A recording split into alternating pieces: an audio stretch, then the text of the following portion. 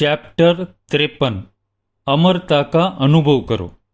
सेठ अमीरचंद के पास अमीरी थी, किसी प्रकार की कमी नहीं थी, मगर वह सदैव विषादग्रस्त एवं चिंतित रहता था।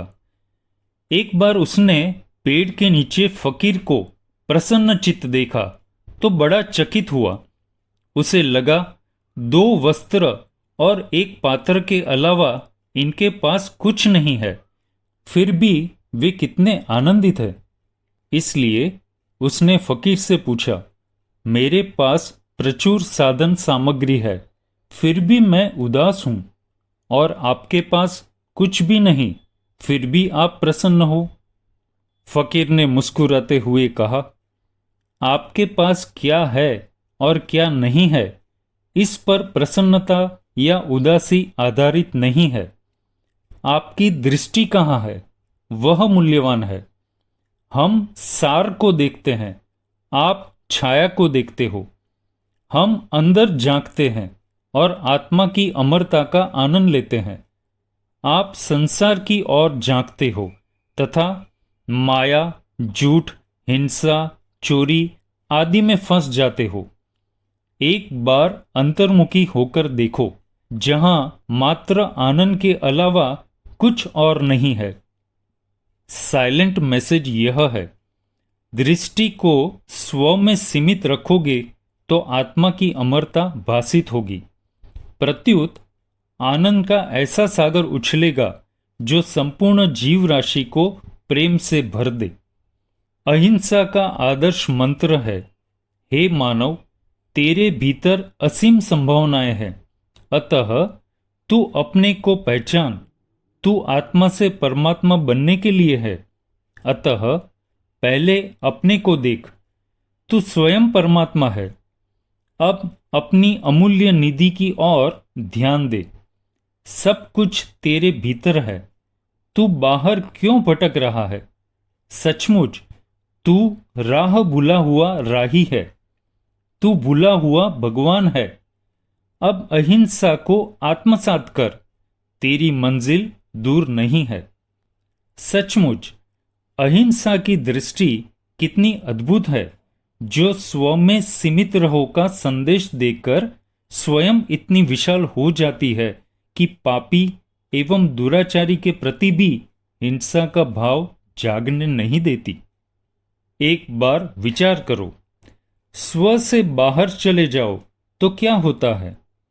क्या वाकई में इंसान अपवित्र नहीं है, पापी या दुराचारी नहीं है? सर्वानुभूत है। मनुष्य यदि स्व से बाहर फैलना शुरू करे तो सर्वत्र अशांति का वातावरण पैदा होता है। जब तक वह मर्यादा में रहता है तो संघर्ष नहीं होते। इसलिए भगवान महावीर ने स्व में सीमित रहने का संदेश दिया। चूंकि जो स्व को जानता है वही पर को भी स्वसम मानता है, तभी अहिंसा भगवती के दर्शन होते हैं। सत्य यही है, आत्मा अपवित्र नहीं है।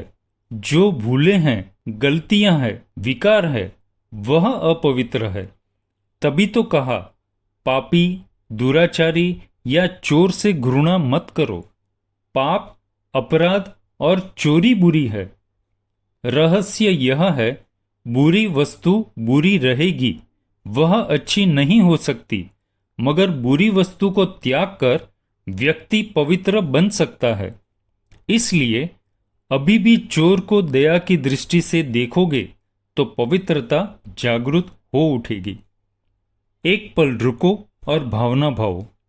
विश्व का प्रत्येक परिवार अपनी पारिवारिक भावना को विश्व भर में फैला दे, साथ ही इच्छा की लक्ष्मण रेखा को खींचकर उसका उल्लंघन न करे तथा हर जीव अस्तित्ववान है ऐसा मानकर सबका सम्मान करे, सबको सुरक्षा दे। अधुना संदर्भ में देखा जाए तो जिधर भी दृष्टि दौड़ाओ उधर ही घृणा और द्वेष के अशुभ चिन्ह दिखाई देते हैं। गहराई से देखें तो मन की संकीर्णता ही सबसे बड़ी हिंसा है। इसी कारण इंसान अपना सिक्का जमाने के लिए आज दूसरों के अधिकारों को कुचल रहा है। इतना ही नहीं, उनके जीवनोपयोगी साधनों पर कब्जा जमा रहा है। इससे स्पष्ट है, अधुना मानव ने अपनी इच्छा का घड़ा इतना मेगा कर दिया जिसमें अन्य का अस्तित्व उसे नजर ही नहीं आता। सोचो, अगर दूसरों के अस्तित्व का आदर ही नहीं होगा तो अहिंसा की संभावना को स्थान कहाँ मिलेगा?